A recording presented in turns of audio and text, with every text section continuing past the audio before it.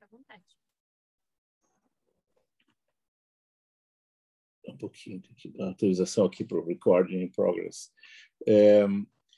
Ok, gente, bom dia a todos, porque quem está conosco, talvez um outro já tenha almoçado, mas eu acredito que a maioria não, então vamos por hora ainda falar, usar o bom dia, né? Até porque o bom dia também acaba se aplicando à tarde, né? Ele quem pode mais também pode menos. E temos hoje a satisfação de ter conosco mais uma vez, né, um ilustre palestrante, colega e amigo também pessoal, né, o professor Dr. Marcelo Ribeiro, né, que é um processualista jovem, mas já muito conhecido, né, entre nós, portanto, por cursos que tem dado, palestras, mas também já por produção também bibliográfica, científica, que vai nos brindar, então, com uma apresentação que vai agregar muito também aos nossos debates aqui no nosso grupo de estudos, né? E que um dos nossos mestrandos, doutorandos, também colegas, né, do MINTER, do DINTER, né? Além de até mesmo alguns alunos de graduação, egressos da PUC, né, pós-doutorandos, né, que já fizeram pós-doutorado, que já são pós-doutores, já são professores, né? Como eu não vejo quem está aqui acessando, né, eu acabo sempre fazendo uma saudação geral, né, salvo quando eu realmente possa identificar alguém específico, mas a saudação, portanto, por favor, extensiva a todos, né? Eu, antes de passar a palavra ao nosso convidado, vou fazer uma referência ao currículo dele, né? Ele é pós-doutor em Direito, fez um estudo de pós-doutorado conosco, na PUC, Rio Grande do Sul, para nossa honra, né? É doutor e mestre em Processo Civil pela Universidade de Estado de São Paulo, pela UNESA, Rio de Janeiro, né? É professor permanente, docente permanente no PPGD da Universidade da Amazônia, UNAMA, né? Mas, na verdade, fica em Belém, do Pará, isso, né? E que também pertence à Amazônia, mas só para deixar claro que não é no Amazonas, assim, em Belém do Pará. Professor de Processo Civil em diversos cursos de pós-graduação, né? Inclusive também no nosso, né, da PUC, coordenado pelo professor Jobim, professor Álvaro, né? Colegas, né? É membro efetivo da Academia Brasileira de Direito Processual Civil, e da Academia Nacional, meu amigo aí, a ANEP, me faltou a sigla, né? Marcelo, não, então da ANEP, mas eu aqui passo, não sei o que significa assim, é uma associação de alguma coisa, deve ser de estudos processuais. Norte e Nordeste de Professores de Processo. Então tá bom. Obrigado. Árbitro da CAMES, né? Advogado, né? E como disse, autor, né, de diversas obras, né? Artigos, livros, né? Organizações de livros, e assim por diante. Não é pouca coisa que o Marcelo, apesar da juventude, já escreveu. Aí, bom, né, passo a palavra agora para o Marcelo, né, que é ele que nós queremos ouvir, não a mim.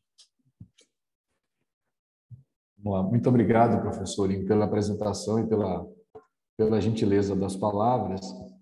Registrar aqui a minha honra de poder falar na PUC, a minha alegria de poder compartilhar aqui alguns minutos com os nossos queridos alunos. A minha proposta é apresentar aqui em 40 minutos, aproximadamente, considerações sobre a relação entre hermenêutica, processo e direitos fundamentais, para que a gente tenha, ao final, ali em torno de 15, 20 minutos para uma breve interlocução. Para otimizar, meus caros, a minha apresentação, eu preparei um pequeno material. Eu estava conversando com a Andressa aqui, já com elementos de visual law, para tentar otimizar aqui a apresentação. Vou abordar alguns pontos que serão apresentados agora para vocês, no formato de um sumário. Vamos ver se consigo ajustar aqui. Pronto. Perfeito. Vamos lá. Vou pedir a vocês só a gentileza de me confirmarem se a imagem chega para vocês com boa qualidade, tá bem? Tá ótimo. Tá ótima a imagem. Ótimo, então vamos lá, vamos seguir.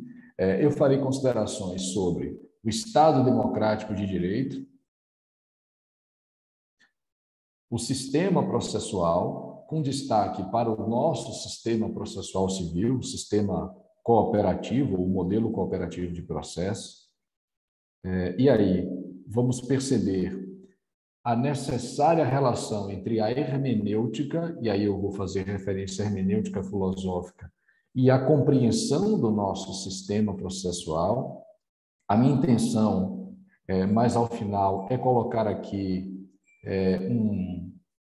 um exemplo prático da diferença entre texto e norma, para a gente identificar que não basta haver novas regras processuais se nós partirmos de um paradigma filosófico defasado ou contraditório. Não basta atualizar o texto sem atualizarmos a nossa hermenêutica jurídica, porque se houver esse descompasso, o texto acaba não alcançando a sua finalidade, porque a norma, que aqui será o resultado da interpretação, pode ser refratária à mudança.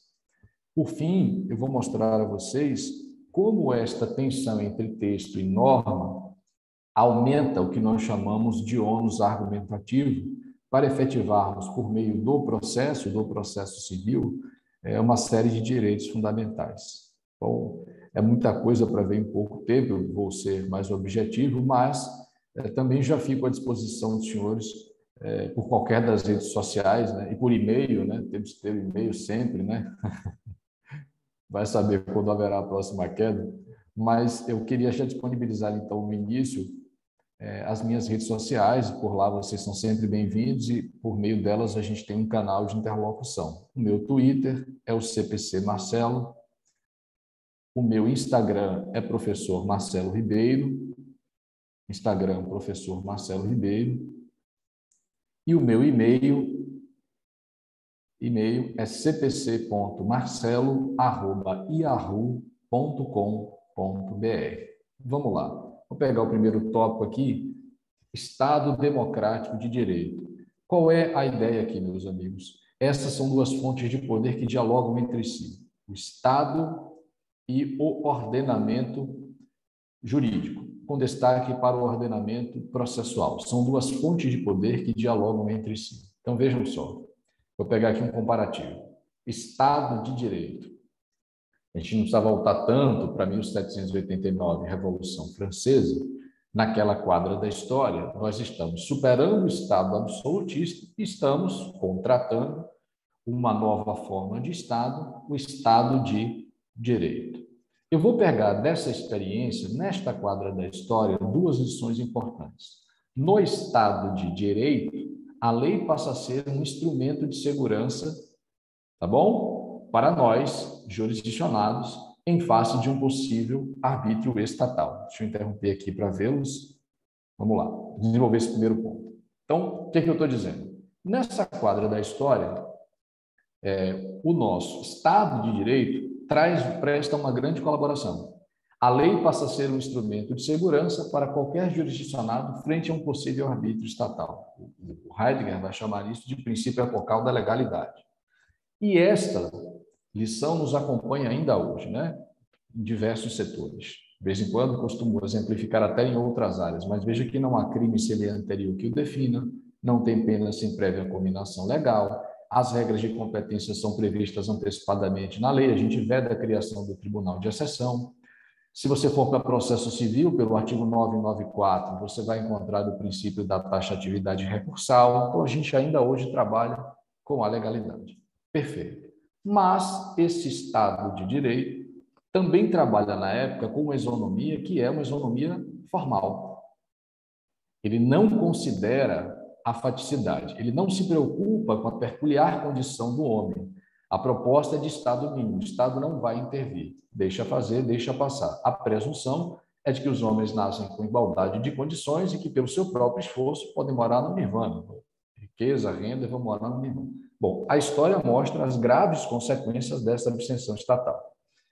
Mas veja que esse Estado de Direito prima pela legalidade, propõe isonomia formal, ele tem que cumprir essas promessas por meio de um ordenamento jurídico. E o ordenamento jurídico, concebido à época, para que esse Estado de Direito, que vai se abster da faticidade, é um ordenamento tecnicamente positivista. E aí eu vou pegar é o positivismo normativista de Kelsen. Você tem uma preocupação de afirmar a autonomia do direito, o direito quer se afirmar como ciência. Isso é feito nem tanto pela sintaxe, a maior preocupação passa a ser a semântica. Você constrói um procedimento concatenado, racional, para regular o exercício da função jurisdicional, e aí a gente tem um procedimento todo ele concatenado, mas veja que aqui eu não me preocupo com uma teoria da decisão, porque nessa quadra da história concluímos ali que a decisão é um ato político, é um ato de vontade, é o que está no capítulo 8º da Teoria Pura do Direito de Hans Kelsen. Então, esse Estado de Direito, ele é concebido e procura efetivar essas promessas por meio de um ordenamento jurídico que é estritamente formal, técnico e burocrático. Talvez estudar processo civil nessa quadra da história seja mais fácil, porque como a gente desconsidera a faticidade, você passa a dar respostas padronizadas para situações que são muito diferentes, né? O exemplo clássico disso você encontra no CPC anterior, 73, por muitos e muitos anos, perdas e danos foi considerado um pedido implícito. Então, você poderia contratar uma obrigação de fazer, não fazer ou entregar coisa, mas do Estado teria sempre a mesma resposta, samba de uma nota só, perdas e danos. E nós sabemos que dinheiro não resolve boa parte dos nossos problemas, nem efetiva boa parte dos direitos fundamentais, né? Um indivíduo que está numa porta de emergência, de madrugada, precisa ser internado às pressas para realizar um procedimento cirúrgico, o plano de saúde não autoriza. Se você aplicasse um procedimento padronizado para entregar a reparação dali 6, 7 meses, você seguramente não estaria efetivando sequer a proteção do direito à vida. Mas essa é, portanto, uma relação que se estabelece entre Estado e ordenamento. Agora perceba que nós vamos para o nosso Estado democrático de direito.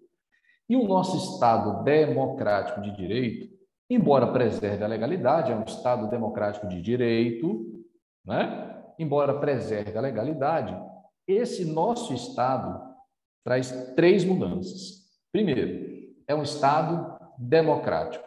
E aqui a democracia não pode ser percebida apenas no aspecto formal, mas também no seu aspecto substancial.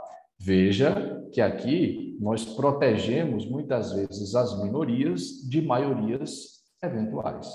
Quando eu me refiro a minorias aqui, eu me refiro a categorias constitucionalmente reconhecidas. Não estou falando da quantidade de pessoas, não é? E não é por outra razão que, muitas vezes, para cumprir a Constituição, o Supremo adota uma função que é contra-majoritária. Muitas vezes, para cumprir o texto, você tem que adotar decisões que são contra-majoritárias. Para efetivar direitos fundamentais, não dá para ouvir, não dá para assegurar que você vai proteger os direitos fundamentais só ouvindo a voz das ruas, né? Daí uma questão já discutida pelo nosso querido Lênin, verdade e consenso. Nem sempre o consenso conduz à verdade, por maiores que sejam as vozes envolvidas. Mas veja então que o nosso Estado é um Estado democrático de direito, preservamos a legalidade, é um Estado democrático, e aí eu estou sinalizando que a democracia não é percebida só no aspecto formal, mas no aspecto substancial, então isso já é uma mudança. Agora, olha a segunda mudança. O nosso Estado propõe uma isonomia que é material.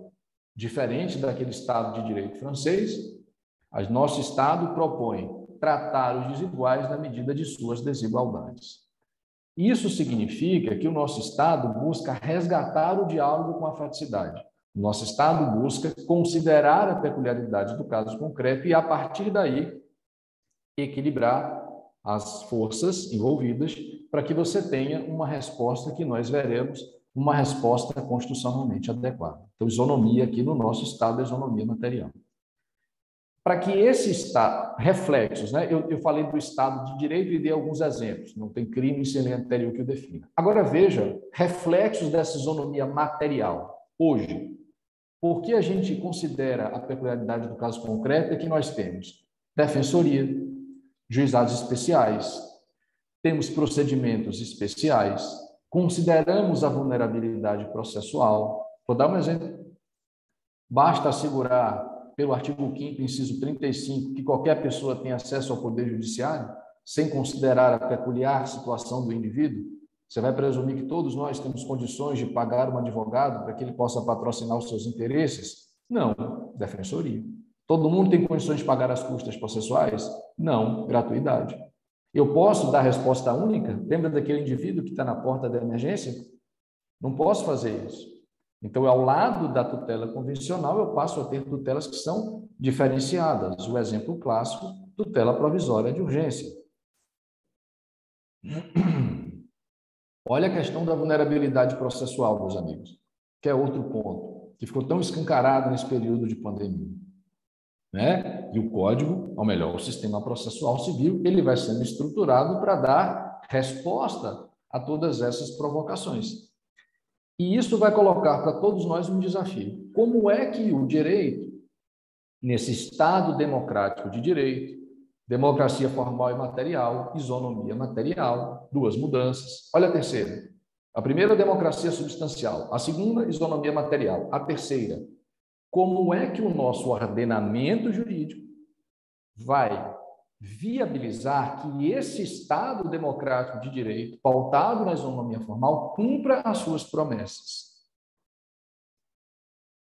Só com base naquele procedimento racional, cartesiano, não é possível promover justiça social ou alcançarmos isonomia material. Por que não? Porque só com as regras a gente não consegue alcançar a diversidade da vida. Exemplo disso, artigo 1015 do Código de Processo Civil, né? A gente quis colocar no artigo 1015 todas as hipóteses de manejo do agravo de instrumento, crônica de uma tragédia anunciada. Por quê? Porque surgiram situações que não estavam previstas ali e o STJ, penso que sabiamente, consagrou o que nós hoje conhecemos como teoria da taxatividade mitigada. Percebe? Só com uma regra, uma previsão pré-determinada, objetiva, racional, você não alcança a diversidade da vida. Não dá para exigir que o legislador coloque respostas para perguntas que a vida ainda não fez. O novo sempre vem. Então, esse Estado democrático de direito, para cumprir as suas promessas, vai precisar de um novo ordenamento processual. Esse ordenamento, embora esteja ancorado em regras, vai ser também construído por meio de muitos princípios. E não é por outra razão que aqui a gente tem um ponto de inflexão. Veja, o Código de Processo Civil, ele é pautado em regras e em muitos princípios, termos mais vagos.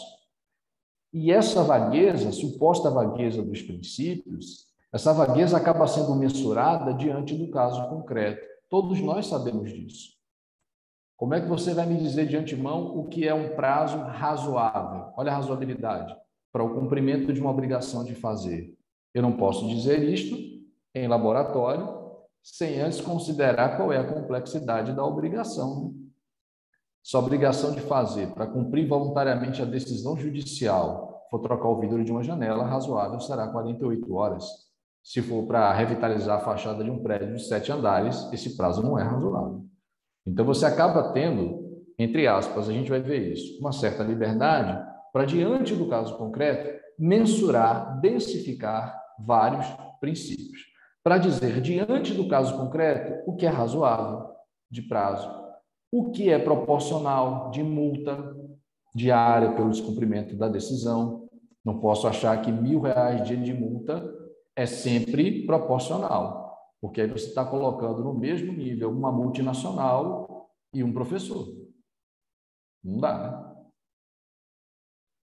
Eu também não posso achar que, por exemplo, qualquer medida, artigo 139, inciso 4 do CPC, é adequada para o cumprimento da decisão judicial. Porque dentro do princípio da adequação não cabe o mundo, né? Eu não posso sustentar que é constitucional uma adoção de uma medida que, para garantir a desocupação de um imóvel, prive as pessoas do sono de 22 horas às 5 horas da manhã. Isso é técnica de tortura. Privação de sono é técnica de tortura. Percebe? Então, não cabe o mundo. A gente precisa mensurar sempre dialogando com o caso concreto. É verdade, porque só com a regra a gente não alcança o que é razoável, proporcional, adequado. Você vai ter uma certa vagueza. Essa mensuração é feita sempre dialogando com o caso concreto, mas não admite qualquer resposta. Então, a pergunta é: quais seriam os limites desta mensuração, dessa densificação? Quem faz isso? Faz partindo de qualquer lugar? faz partindo apenas, tendo como referência apenas a sua consciência, esse é um ponto de inflexão entre hermenêutica e processo. Eu estabeleci com vocês aqui, deixa eu ver, já as duas premissas que eu queria estabelecer. Estado e ordenamento são duas fontes de poder que dialogam entre si. A segunda premissa, veja que o nosso ordenamento processual hoje investe maciçamente em princípios para a gente resgatar o diálogo com o caso concreto. Isso coloca um problema de ordem hermenêutica para que a gente possa perceber, num caso concreto, o que é razoável, o que é adequado, o que é proporcional, o que é justo. E isso não pode depender individualmente do julgador, porque senão demandas muito semelhantes terão respostas muito diferentes. Eu vou mostrar para vocês agora algumas relações entre hermenêutica e processo, considerando aqui sistema processual e os institutos fundamentais do processo. A gente vai ver como é que no Estado democrático de direito, já considerando esse sistema processual, que investe em regras e em princípios, então, Estado e ordenamento, Estado democrático de direito, um ordenamento processual pautado em regras e princípios aqui utilizados para a gente resgatar o diálogo com a faticidade. A gente vai ver como é que a hermenêutica nos permite compreender tudo isso de forma adequada à Constituição Federal. A hermenêutica vai ligar esses dois pontos, o Estado e o ordenamento. Vamos lá. Para isso, eu vou compartilhar novamente com vocês o material de apoio. Vamos lá. Olha, aqui eu vou destacar o nosso Estado democrático de direito. Então, veja aqui, a democracia, ela é não apenas formal, mas ela é substancial. Veja que no nosso Estado eu preservo a legalidade. E por que eu estou destacando isso? Porque no nosso ordenamento, e esse é um ponto importante, talvez eu consiga desenvolver mais ao final da aula, mas hoje entendo que direito e moral são co-originários no nosso ordenamento. Diversas referências morais foram positivadas, estão no texto constitucional. Então, veja que hoje aplicar a letra da lei já é considerar uma série de referências morais que foram absorvidas e incorporadas estão na Constituição Federal. Toda referência moral cabe aqui? Não, nem toda ela, porque nós fizemos escolhas. Então, há legalidade, mas a legalidade hoje tem, penso isto, tem uma forte carga moral, não toda ela, porque não dá para colocar tudo, e o nosso Estado democrático de direito é um Estado que, por conta da isonomia material, se propõe a dialogar novamente com um caso concreto. Retomamos o diálogo com a faticidade.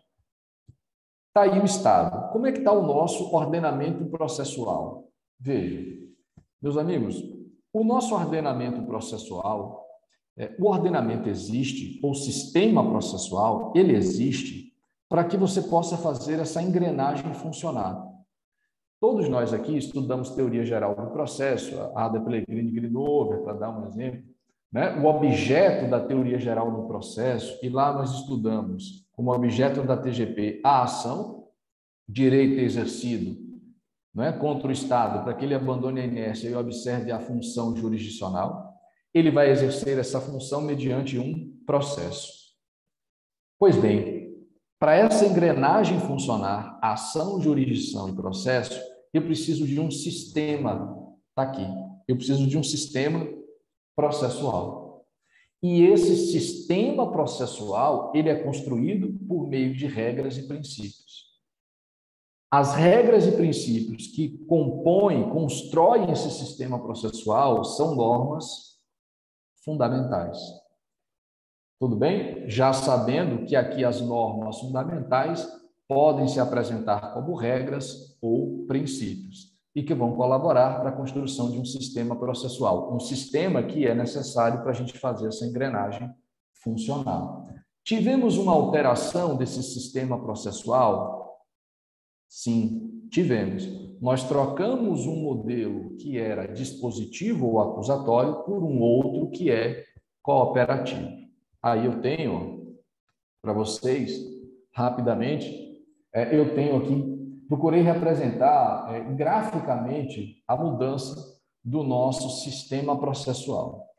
No CPC 73, pautado lá naquele Estado de Direito, isonomia formal, procedimento cartesiano, no CPC 73, o sistema era acusatório ou adversarial.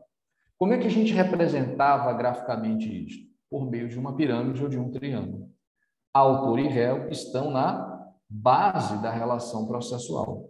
O juiz está no ápice, porque neste momento você diz que dos sujeitos processuais, o juiz é aquele que se apresenta com supremacia. Por isso que ele está no ápice da pirâmide. E mais, ele está equidistante, né? Ele não está mais próximo nem do autor nem do réu. O juiz concentra quase todos os poderes aqui. As partes têm algum poder, mas ele é reduzido. Elas podem contratar uma cláusula de eleição de foro, pedir a suspensão do processo uma única vez por até 6 meses, mas é só. Qual é a regra? Seguir o procedimento padrão, entregar uma resposta padrão, que é perdas e danos. Você sai desse sistema e vai para um outro.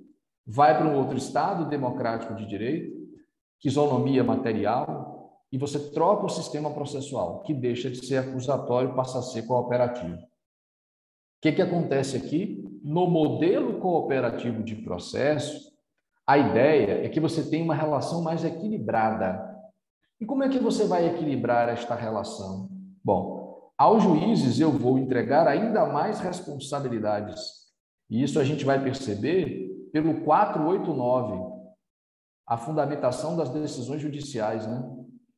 Quer dizer, parágrafo 1º do 489, fundamentar a decisão hoje exige do magistrado muito mais do que se exigia antes. Não basta, por exemplo, fazer referência a um artigo a um inciso. Ele precisa demonstrar pertinência com o caso, senão a decisão é nula. Então, eu passo a exigir mais dos juízes, ele desce um pouquinho aqui. E eu passo a entregar mais autonomia para as partes. Aí o artigo referência para a gente é o artigo 190 do CPC. Negócio jurídico processual. Veja que hoje as partes podem promover ajustes para adequar aquele procedimento padrão à especificidade da demanda. Então, você tem uma relação mais equilibrada. Essa relação mais equilibrada, ela é representada graficamente hoje de maneira circular. Juiz, réu e autor.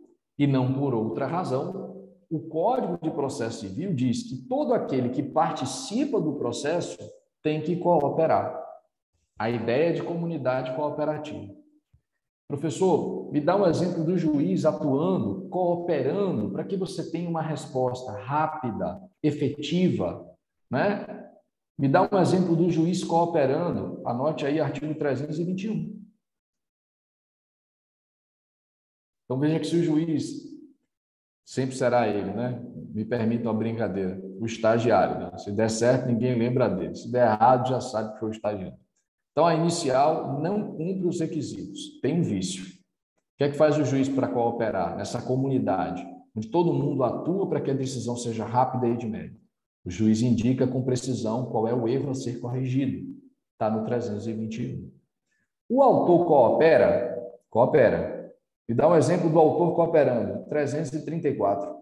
A audiência de mediação e conciliação.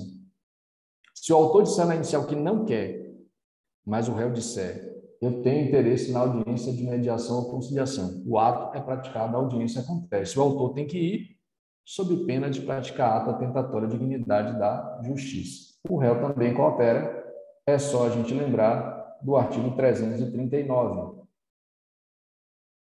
Se o réu alegar em preliminar de contestação que não é a parte legítima, mas tiver condição de indicar quem é o real legitimado, deve fazê-lo, sob pena de indenizar e pagar as custas. Então, veja que todo mundo aqui coopera.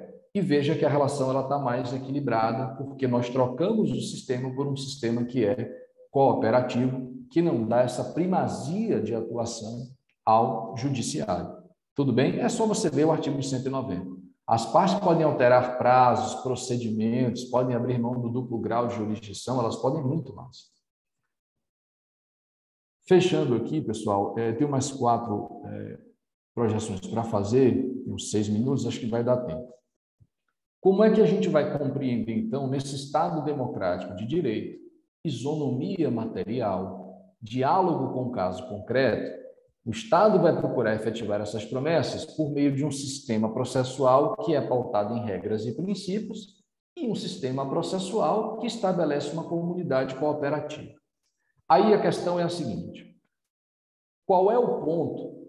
Como nós devemos compreender, interpretar e aplicar esses princípios, sobretudo os princípios que se apresentam como normas fundamentais, os princípios que constroem esse sistema cooperativo. Exemplo: contraditório, boa-fé, fundamentação. Como é que a gente vai compreender esses princípios? Partindo do zero, aí a hermenêutica é importante. Como eu disse, você já viu a proposta de Estado democrático de direito? Você viu como é que o ordenamento processual e o sistema processual cooperativo foi construído, uma comunidade cooperativa, pautada em muitos princípios. Então, eu tenho Estado e ordenamento. Agora, como é que eu vou ligar Estado e ordenamento? Por meio da hermenêutica jurídica. Por quê? Vou pegar a questão dos princípios. Como é que nós vamos interpretar os princípios da proporcionalidade, adequação, razoabilidade, contraditório, fundamentação? Como vamos fazer isso? Bom, eu tenho 3 quadras da filosofia aí em destaque para vocês. A primeira delas remonta a um tempo onde nós primamos pela metafísica. Aqui, o sujeito, por isso que a seta está nesse sentido, o sujeito está assujeitado à coisa. Aqui nós temos o mito do que é dado, aristotélica, uma metafísica aristotélico-tomista. É o mito do que é dado. O sentido já está na coisa. Isso aqui é uma caneta e eu enquanto homem, não tenho nenhuma ingerência sobre isto. O sentido já me é dado por uma força superior. Numa segunda quadra da história, e aí você sai lá de 469 a.C., Crátia, e vai para o Renascimento. Veja que agora, inverti, ó a setinha. Agora é o homem quem passa a atribuir sentido às coisas. Por quê? Porque o homem é o centro do universo. Antropocêntrico. O homem acredita que pela razão, empregando a racionalidade, ele consegue subjugar tudo à sua volta. Então aqui eu passo a trabalhar com um sujeito que é conhecido também como sujeito solipsista. É um sujeito que acaba utilizando a sua consciência para atribuir sozinho sentido às coisas, porque ele acredita que, através da razão, ele subjuga tudo que está à sua volta. Decido assim, porque eu penso assim. E, ao final, eu tenho uma terceira quadra da história da hermenêutica filosófica, e aí eu já tenho a virada ontológico-linguística, que diz assim: espera aí, o sentido não está na coisa, nem eu vou atribuir livremente de acordo com a minha consciência. Os sentidos são construídos entre sujeitos, no espaço público, democraticamente. E, ao fazermos isso, você não está engessado, você não se submete a compreensões arbitrárias, você passa a produzir sentidos jurídicos, observando o nosso histórico institucional, a nossa tradição jurídica. Tá certo? Ah, mas quem é que deve servir de base para essa tradição jurídica? Seguramente, os direitos fundamentais. E esta evolução de que o sentido está na coisa. 2, eu que atribuo sentido à coisa. 3, os sentidos são construídos entre sujeitos no espaço público. Isso afeta sensivelmente o processo civil brasileiro. Basicamente aqui, ó, no conceito de jurisdição, na compreensão das normas fundamentais e na construção da decisão. E aí eu vou encerrar, farei uma última projeção, vou encerrando aqui para a gente ter tempo de estabelecer, se for o caso aqui, um diálogo. Olhem como a hermenêutica ela é importante para ligar Estado e ordenamento. Olha como ela é importante para nos fazer compreender adequadamente, constitucionalmente, esses institutos. Eu vou pegar aqui como referência agora, jurisdição. Hermenêutica e processo é o tema. Jurisdição. Vamos pegar a primeira quadra da história. Jurisdição 1. Aqui eu acredito que o sentido já está na coisa e que o homem apenas declara a vontade de direito material pré-existente. Seguramente você já ouviu isso. Jurisdição vem do latim jurisdictio. Ao existir jurisdição, eu apenas declaro a vontade de um direito material pré-existente. É a primeira quadra da história da filosofia. Se você acorda em 469 a.C. com essa referência de mundo, quando você vai escrever sobre jurisdição, você vai dizer o seguinte: eu só revelo um sentido que já me é dado. Agora, se acorda no Renascimento, é diferente. Aqui, ao exercer jurisdição, você julga de acordo com a sua consciência. Aqui, sentença vem de sentire, cuore. E há decisões que, por melhores que sejam, inclusive no resultado, traduzem mais convicções morais pessoais do que padrões institucionais. E qual é o problema disso? Por melhor que seja a decisão, ela é individual, ela não é institucional. E isso causa insegurança jurídica, né? Porque você vai ao judiciário querendo respostas institucionais e não pessoais, não pela consciência de quem julga. 3, para fechar, agora eu tenho, na terceira quadra, a noção de que, ao exercer jurisdição, nós vamos criar a norma. A norma aqui, meus amigos, passa a ser o resultado hermenêutico, é o resultado da interpretação. É exercer jurisdição para dizer, num caso concreto, qual é o prazo, observe, razoável para você cumprir a obrigação. Qual é a multa que será proporcional para você fixar dia multa. Qual é a medida adequada para o cumprimento da decisão no caso concreto. Você, exercendo jurisdição, está criando a norma do caso concreto, a norma como resultado da interpretação, porque no caso concreto você disse qual era o prazo razoável, qual era a multa proporcional, qual era a medida adequada. Mas, ao fazer isso, você não ouviu uma voz divina, já estava lá colada a etiqueta, você não decidiu de acordo com as suas premissas individuais, você observou a nossa tradição jurídica. Exemplificando aqui para fechar, olha o que acontece na primeira quadra, jurisdição. Aqui eu tenho doutrina dizendo a jurisdição deriva do latim jurisdictio, que significa apenas dizer o direito. Então, jurisdição não cria, ela apenas declara. Está vendo? Num segundo momento, eu tenho um voto que é muito famoso, do ministro Humberto, do STJ, julgando um agravo regimental. Se vocês tiverem interesse, depois eu mando todas as referências. Ele diz, aqui é filosofia 2, decido assim porque penso assim, ó. Não me importa o que pensam os doutrinadores, enquanto for ministro do STJ, assumo a autoridade da minha jurisdição. Ele vai dizer que o que importa é a doutrina de Atos Carneiro, Atos Guzmão Carneiro e Barbosa Moreira, e o Ingo Salles, com certeza, mas ele diz assim, decido, porém, conforme a minha consciência. Precisamos estabelecer nossa autonomia intelectual para que este tribunal seja respeitado. Vamos consolidar o entendimento que os ministros Francisco Peçanha Martins e Humberto Gomes de Barros decidem assim porque pensam assim. São respostas pessoais. Ao final ele diz, esse é o pensamento do STJ e a doutrina que se amolde a ele. Ninguém nos dá lições, não somos aprendizes de ninguém. É um exemplo clássico da jurisdição na segunda quadra da filosofia. E aí, a gente fecha aqui. Agora a gente tem um exemplo de jurisdição com a virada ontológico-linguística. O ministro Salomão, no julgamento, comentando o artigo 139, inciso 4, as medidas atípicas, ele vai dizer, ainda que a sistemática do CPC 2015 tenha admitido a imposição de medidas coercitivas atípicas, não se pode perder de vista que a base estrutural do ordenamento jurídico é a Constituição Federal. A base está aqui, na Constituição Federal. É dizer, eu vou interpretar o código, eu vou interpretar o que é adequado de medida partindo da Constituição Federal. E lá na Constituição Federal eu terei os padrões estabelecidos ou construídos. Eu terei uma moldura semântica que estabelece limites para esse intérprete.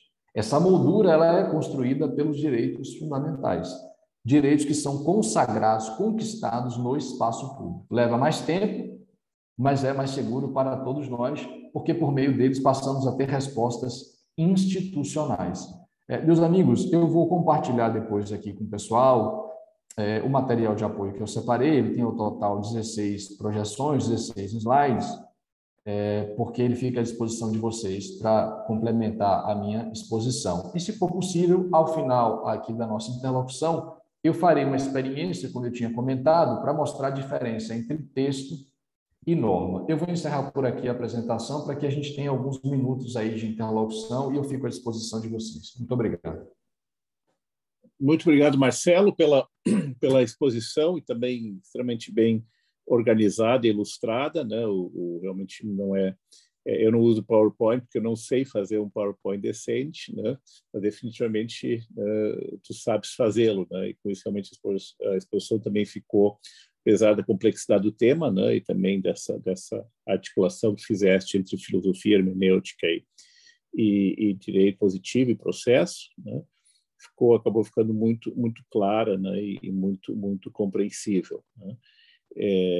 Certamente é uma virtude adicional, né? Essa capacidade didática de colocar isso de uma forma compreensível, né? Bom, isso em primeiro lugar, só para fazer essa referência, né? Mas com relação à temática, evidentemente, né? Eu sou muito simpático a essa abordagem, não sou processualista, portanto também tenho minhas limitações para falar sobre o tema, especialmente o processo civil, né? Mas, de qualquer sorte, eu vou te fazer uma pergunta que tem uma relação, talvez não seja... Tu chegaste a falar nela, né? Mas não foi eventualmente o foco da tua exposição, mas creio que eu posso te pedir pelo menos uma opinião pessoal abalizada sobre o tema, né? Eu não estudei o código como todo, etc., né? Mas sou muito, até porque eu atuei nos últimos anos como magistrado no direito penal, na área penal, na área criminal, né? Então, realmente, desde 2004, eu não trabalhei mais com processo civil, salvo, claro, aspectos do processo civil no TRE, né, onde, evidentemente, algumas questões surgem. Mas é o seguinte, de qualquer sorte, o código foi muito alardeado, muito festejado, né? O código como solução para uma série de problemas da justiça, da efetividade, da demora, etc., né? Vão acabar com esse livre convencimento do juiz, que, no meu sentido, nunca foi problema, né? Sempre um livre convencimento voltado ao direito. Vamos substituir por outra coisa que é muito mais adequada, mas que se revelou muito pior, né? A emenda pior do que o soneto, no meu sentido, que ninguém sabe o que significa isso, né? Na prática, né? E vamos reduzir a subjetividade, voluntarismo dos magistrados, etc., né? E tudo isso virou nada, né? E menos ainda porque simplesmente basta pegar o início do CPC e ver que abriram definitivamente as porteiras que nenhum código anterior tinha aberto, né? Começa lá com as normas fundamentais, mas não se diz quais são, aí cabe tudo, né? Aí cabe tudo, em princípio, né? Essas normas fundamentais é que vão direcionar. Bom, aí já abriu a porteira, não precisa nem dizer mais nada, já abriu a porteira total, né? A tudo que se pudesse fazer. Depois, toda a crítica à moderação fala em razoabilidade e proporcionalidade, né? Então ali então já né, como diz o Lênin, rest my case, né? E depois, com todo o respeito aos que pensam assim, né, eu até agora não consegui realmente ter muita clareza, não que seja falta de realmente condições intelectuais minhas, né, sobre o que se quer dizer com integridade, né, nesse caso ali. Claro que eu sei que tem interpretações, sei eu até mesmo já coloquei isso em parecer, enfim, mas de qualquer sorte, existem vários conceitos, formas de definir integridade, né? E aí eu gostaria de ter tua opinião, basicamente, sobre isso, né? Eu preferi o livre convencimento motivado do juiz, claro, motivado, fundado na ordem jurídica, né? No direito como um todo, que evidentemente não é só a lei, a Constituição, mas também a doutrina, também, como evidentemente aí, claro, né, estamos afinados, né? Também acabaste pontuando nessa evolução, digamos assim, nas formas, né, de atuação, de decisão, né? Enfim, isso é claro, né? Sem oposição alguma. Mas, enfim, tua rápida apreciação sobre isso, se possível. Perfeito, professor. Muito obrigado pelo porque isso vai me permitir, é a partezinha final, né? Isso vai me permitir responder a sua pergunta, até desenvolver o último ponto, lhe agradeço. A gente nem combinou, mas... Veja, por que é que eu tenho me dedicado ao estudo da relação entre a hermenêutica e o processo? Porque se nós não atualizarmos a nossa hermenêutica jurídica, a nossa matriz teórica, a partir do qual nos dispomos a compreender, interpretar e aplicar os princípios, e aí vou pegar os princípios processuais, as normas fundamentais, nós vamos acabar fragilizando o direito. Vou dar um exemplo disso. 2. Quando o Código estava sendo debatido, foram 4 anos e meio, eu participei de 4 audiências públicas em 4 estados diferentes. E a principal crítica feita à época, ao então projeto, Código do Processo Civil, era: o Código vai dar superpoderes aos magistrados. Por que vocês pensam isso? Não, porque a gente está trocando o certo pelo duvidoso. Você está trocando uma regra que diz que o prazo é de 15 dias, a multa é de 10%, mais 10% de honorários e a medida é penhora e avaliação por termos vagos: prazo razoável, multa proporcional e medida adequada. Então, para usar a expressão do VAR, ao senso comum teórico, trocamos o certo, as regras, pelo duvidoso, os princípios. Por quê? Para o senso comum, esses termos vagos ampliam as possibilidades de interpretação, e isso acaba causando insegurança jurídica. Aí o Império contra-ataca, vem súmula vinculante, tese em RDR, incidente de assunção de competência, né? Vem todos os pronunciamentos que são devidamente não vinculantes e não persuasivos. Então, essa é uma questão muito sensível. O que penso? Para responder a pergunta do professor, vou pegar aqui. Vários autores se dispõem a estudar a compreensão, interpretação e aplicação dos princípios. Um deles, o Ronald Dworkin, em Takes the Right Serious, levando os direitos a sério, propõe uma leitura do direito como integridade. E aí ele vai falar da estabilidade, da coerência e da integridade. Vou pegar os 2 últimos. A coerência, nessa linha do Ronald Dworkin, ela está associada à isonomia material. Então, uma resposta coerente tem que considerar a diversidade, a faticidade. E a integridade está associada aos princípios e deve ser observada não só pelo judiciário, mas pelo legislativo também. Olha na questão ambiental, quantos problemas nós temos, né, por desrespeitarmos padrões que já estão estabelecidos de proteção ao meio ambiente, e vai de coisas mais simples a negar que a Terra é redonda. Mas vamos lá. Vou me ater, então, à integridade que está relacionada aos princípios no Poder Judiciário. Aqui, os princípios são percebidos como padrões éticos, consagrados e construídos no espaço público. O professor Ingo sabe disso, mas eu vou me permitir compartilhar com vocês. O Ronald Dworkin cria uma primeira metáfora, que é o do juiz Hércules. Penso que ele foi mal compreendido, e ele vai criar uma segunda metáfora, que é a do romance em cadeia, que eu acho sensacional. Então, o que ele diz é o seguinte: os princípios devem ser percebidos como padrões éticos, uma forma de conduta. É o preço que a gente paga para viver em democracia, inclusive. Esse padrão ele é forjado no espaço público. Vou pegar aqui como exemplo o princípio do contraditório, ou o princípio da fundamentação, ou o princípio da boa-fé. Vou pegar o do contraditório. Veja, a história do romance em cadeia diz que eu tenho que respeitar o histórico institucional. Eu ia falar de novela, mas agora, para ser mais contemporâneo, falarei de séries. Então, imagine que você está assistindo aí a sua série favorita, você está na 3ª temporada e vai assistir o 4º episódio da 3ª temporada. E eu digo que você vai escrever o 4º episódio da 3ª temporada. A página está em branco. Você vai poder escrever sobre isso. A página está em branco. Você pode escrever qualquer coisa? Você tem liberdade total? Não.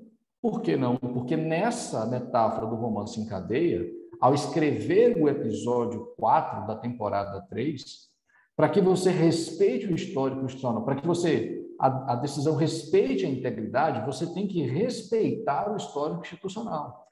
Então, por exemplo, eu não posso escrever o episódio 4 da temporada 3 desconsiderando tudo que já foi produzido lá atrás. Não posso fazer isso. Senão a resposta quebra essa noção de integridade. Ok? A novela que está passando, me permita, professor Ingo, porque eu só terei essa oportunidade de exemplificar isso nesta aula. Na próxima não será mais possível. A Rede Globo está exibindo uma novela onde aparece o comendador Império. Pronto. Então, me permita aqui a analogia. Essa novela Império tem 2 fases.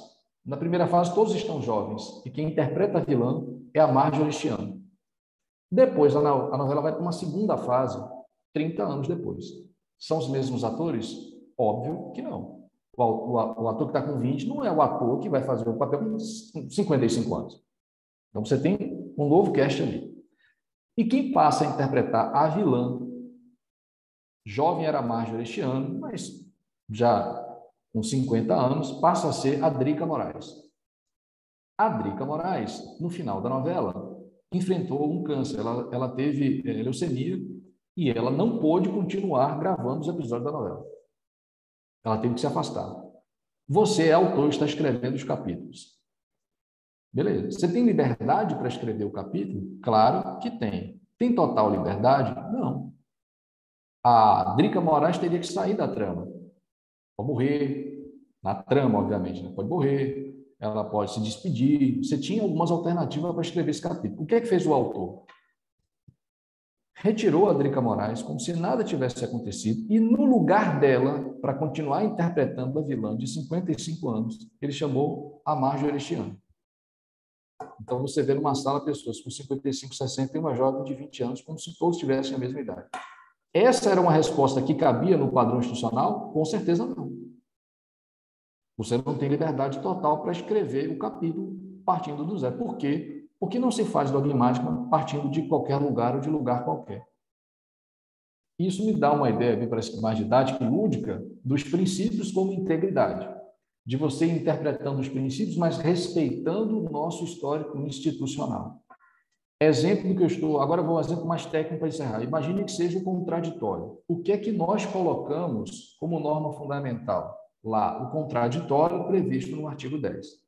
Na doutrina, e aí, vai nessa linha, é o que eu defendo, o que o Gerley Nunes defende, e outros tantos, o contraditório tem que ser compreendido como influência e não surpresa. Influência e não surpresa. Atualizamos o sentido do que é contraditório. O texto é o mesmo, a palavra não mudou, mas o sentido que passamos a atribuir ao contraditório mudou. Mudou. Isso não foi feito do dia para a noite. É porque a gente foi gradativamente percebendo que uma coisa é o direito de você falar, o direito de ser ouvido. Converse com alguém que está olhando para o celular, mexendo no WhatsApp ou no Instagram. O corpo está ali, a alma já foi. Você está falando, mas não está sendo ouvido. Nós percebemos isso no sistema anterior. Aí o que é que fizemos no sistema agora, o atual? Vamos atualizar o sentido da palavra contraditório. Contraditório não vai ser mais ciência com prazo para falar. Contraditório vai ser influência e não surpresa. O que é influência? Os seus argumentos têm que ser considerados por quem vai decidir. Considerar os argumentos não é concordar com eles, não é? Mas não é só falar, colocar no papel, é ser ouvido. Então, se você tem 3 fundamentos para que o seu pedido seja julgado procedente, qualquer deles é suficiente. Para você julgar improcedente, tem que refutar todos os 3. Se você julgar improcedente só pelo primeiro fundamento, significa que o autor falou 3 vezes, o juiz ouviu 1. Percebe a diferença? Contraditório como influência. Onde é que você verifica isso? 489, parágrafo 1º do CPC. Bom. E a não surpresa, a decisão judicial não deve surpreender. Exemplo, em inversão do ônus da prova. O juiz pode inverter o ônus da prova, meus amigos, desde o código anterior. Mas para inverter o ônus da prova, ele não pode fazer isso na entrega da decisão. Porque se fizer isso, surpreende. Aí o 373, parágrafo 1º, diz assim, se for inverter, tem que comunicar as partes que vai inverter, dizer por que vai inverter e disponibilizar prazo para que você possa se desincumbir do ônus. Então, aqui que nós fizemos aqui, o texto é o mesmo, mas o sentido que empregamos a ele, que aqui eu estou chamando de norma como resultado hermenêutico, mudou. Mudou por conta de um julgado? Um artigo? Não. Mudou no espaço público. Passamos por muitos anos a dizer, olha, preciso de mais, o contraditório tem que ser efetivo. E aí ele é consagrado no texto. O contraditório está lá no artigo 10, que diz que nem para as matérias de ofício o juiz pode conhecer e decidir sem antes ouvir as partes. Aí a doutrina presta constrangimento e diz, é influência e não surpresa. Nós atualizamos. Isso não vale só para mim, para o professor Ingo, para vocês. Isso é construído na comunidade. Ah, mas então, já que nós atualizamos, escrevemos o episódio 4 da temporada 3, então não preciso fazer mais nada. Não, você tem que sempre contextualizar.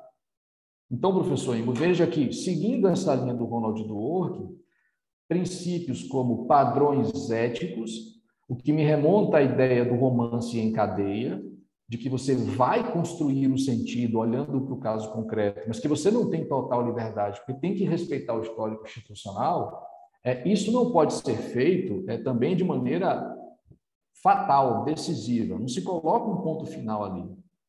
A pandemia é prova disso. O código entra em vigor, estava todo mundo assentando dizendo contraditório é influência e não surpresa.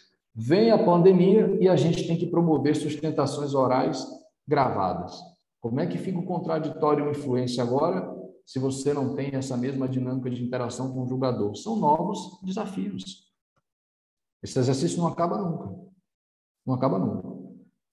Bom, eu espero ter atendido a expectativa dos senhores.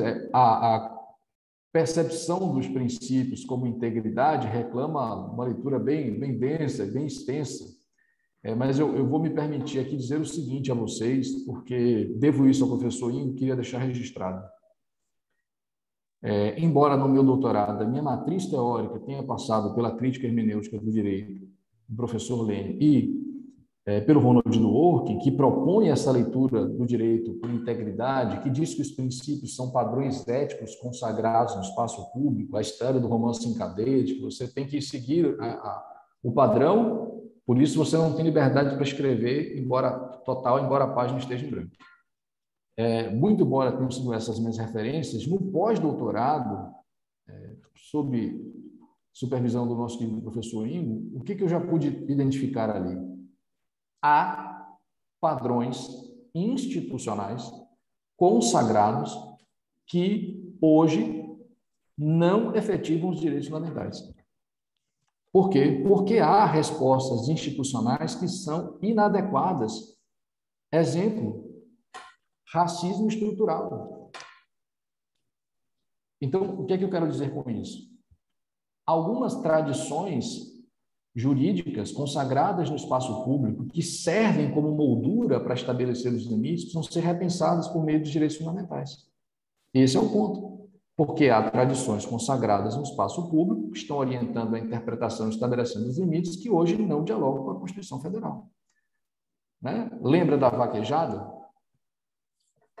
Lembra da sessão do Supremo Tribunal Federal? Então, há tradições consagradas que precisam ser revisadas. Racismo estrutural é outra forma que a gente precisa superar. Então, como eu disse, é um estudo constante. Meus amigos, eu espero ter atendido a expectativa de vocês. Eu também sigo aqui à disposição. Minha preocupação é com o professor Ingo, tem muitos compromissos, mas eu sigo à disposição de vocês. E, professor, ainda que de forma breve, eu espero ter colaborado aí para sanar a sua dúvida ou responder o seu questionamento. Muito bem, Marcelo, não, com certeza, né? E fizeste realmente um adendo, não, Thomas, a pergunta então serviu para também poderes fazer essa complementação, né? Aliás, muito bem feita, né? E realmente associar essa lembrança dessa segunda, mas não tão divulgada, né? Metáfora de working, realmente foi muito oportuna, né? E mostra também teu talento, né? Que tu sabes fazer essa combinação, né? Porque nem sempre combinar hermenêutica, filosofia com direito positivo funciona, né? E pode ser resultados muito piores, né? Pode resultar em emendas muito piores que o soneto, né? Quando isso não é feito de forma apropriada, mas definitivamente não é o caso, né? E isso já provaste mais de uma vez, né? Inclusive em participações conosco aqui. Eu realmente vou ter que encerrar, porque são 13h05. Nós até às vezes temos um pouco mais de tempo, mas eu estou recebendo, agora eu tenho que receber aqui o coordenador do programa, né? Vizinho, né? Que há horas quer conversar comigo, né? E acabei ajeitando assim esse horário, né? Para, inclusive, com o alvará, né? Doméstico, para poder, né? Com os devidos cuidados, né? Me encontrar para conversar. Né? Também que me passar uns livros, enfim. Mas qual que também o grupo é das 12h à 1, né? A gente consegue passar um pouco mais, né? Mas certamente voltarás, né? E por isso realmente também vou me permitir eu ter feito a única pergunta, bem que no fim a exposição acabou sendo evidentemente complementada, e acho que isso foi muito mais proveitoso no meu sentir, né? Para todos, né? Nesse contexto, sem prejuízo, né? De tua volta, né? Onde aí evidentemente podemos começar com perguntas, né? E te bombardear com perguntas antes de começar a falar. Seria ótimo, professor, seria ótimo. Inverter. Se for convocado, atenderei. E tenho visto, inclusive, vários elogios aqui, até de um colega professor que também teve que sair, mas ela ficou até o final, né? Agora, praticamente faz 2-3 minutinhos que saiu, também deixou uma mensagem parabenizando.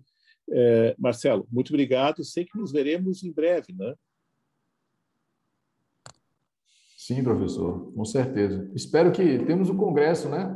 Direito Sim. coletivo aí do Jobim. Nossa, será um momento marcante, né? Espero que já presencialmente, para poder reencontrar os amigos queridos, sem prejuízo de outros encontros virtuais, né? Gente, Marcelo, brigadão, tá? A gente se vê seguramente, né? Ainda este ano, sem dúvida nenhuma. Com certeza. Abração, Valeu, meus amigos. Muito obrigado. Obrigado. Foi um prazer. Espero ter atendido a expectativa de vocês. Fiquem com Deus. Até mais. Obrigadão.